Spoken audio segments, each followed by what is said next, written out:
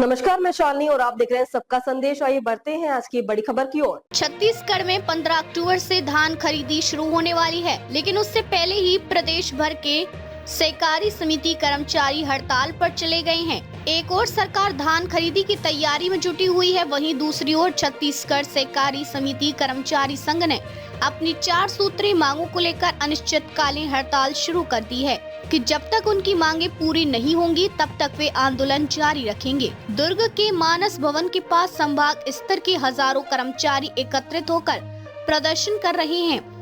कर्मचारियों ने सरकार के खिलाफ जमकर नारेबाजी करते हुए कहा कि यदि उनकी समस्याओं पर समय रहते ध्यान नहीं दिया गया होता तो उन्हें सड़कों पर उतरने की नौबत नहीं आती। यदि उनकी समस्याओं पर समय रहते ध्यान दिया गया होता तो उन्हें सड़कों पर उतरने की नौबत नहीं आती। उनका आरोप है कि धान खरीदी के बाद उठाव में देरी होती है, लेकिन जिम्मेदारी समिति कर्मचारियों पर डाली जाती है। साथ ही उन्हें वेतन भी बहुत कम मिलता है। उन्होंने कहा कि सभी कर्मचारियों को नियमित वेतन और 12 माह का भुगतान सुनिश्चित किया जाए। साथ ही धान खरीदी नीति 2024-2025 की कंडिका 11.3 में आउटसोर्सिंग से नियुक्त कंप्यूटर ऑपरेटरों की व्यवस्था खत्म कर उन्हें नियमित किया जाए। वहीं धान खरीदी वर्ष 2023 से 2024 और 2024 से 2025 की सुखद राशि समितियों को दी जाए। परिवहन में देरी न हो तथा शून्य शॉर्टेज पर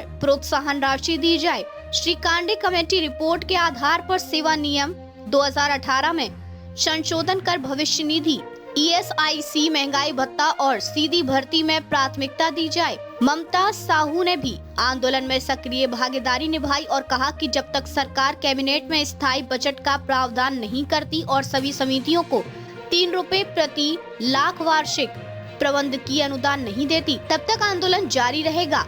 इस बीच दुर्ग कलेक्टर अभिजीत सिंह ने कहा कि समिति कर्मचारियों की कुछ मांगे राज्य स्तर की हैं और उन पर विचार किया जा रहा है। उन्होंने उम्मीद जताई है कि जल्दी इसका समाधान निकालने की दिशा में सरकार निर्णय लेगी ताकि धान खरीदी की प्रक्रिया प्रभावित न हो।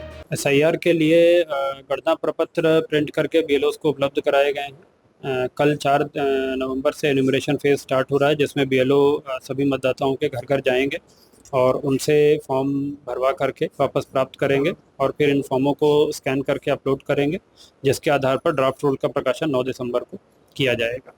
इसके उपरांत दावा आपत्ति का फेज रहेगा, जिसमें जिन मतदाताओं के नाम छूटे हैं, जिनके नाम पर कोई आपत्ति आती है तो उनको ERO के द्वारा नोटिस दिया जाएगा। उनकी सुनवाई करके फिर युक्त आदेश उसमें पारित किया जाएगा और उसके बाद 7 फरवरी 2026 को मतदाता सूची का अंतिम प्रकाशन किया जाएगा। किसी को घबराने की जरूरत है या नहीं? इसमें कोई घबराने की ज़रूरत नहीं है, क्योंकि हमने बहुत सारे अपने जो मतदाता हैं उनका 2003 की सूची में उनका या उनके पूर्वजों के नाम की तलाश, हमने नाम को खोज लिया है, उनका मिलान कर लिया है, तो उनके डिटेल्स हमारे पास ऑलरेडी मौजूद हैं, केवल उनसे फॉर्म में भरा करके लेना है। इसके अलावा जो मतदाता कहीं अन्य क्षेत्रों से आकर के बसे हैं, उनके केस में 2003 या 2002 अदर स्टेट से आए हैं, किसी स्टेट में 2002 में SIR हुआ है, तो वहाँ की सूची से उनका नाम ढूंढना होगा और ढूंढ करके उनके डिटेल्स यहाँ पर भरने होंगे। कितने जिले में मैन पावर लगे सर? बड़ी प्रक्रिया शुरू होगी हमारे जिले में। देखिए, अभी आज की स्थिति में 1520 मतदान केंद्र हैं, तो उनके सभी के BLOs इसमें लगे हैं और इसके अलावा 222 नए मतदान केंद्रों पर भी भारत निर्वाचन आयोग का अनुमोदन प्राप्त हो चुका है।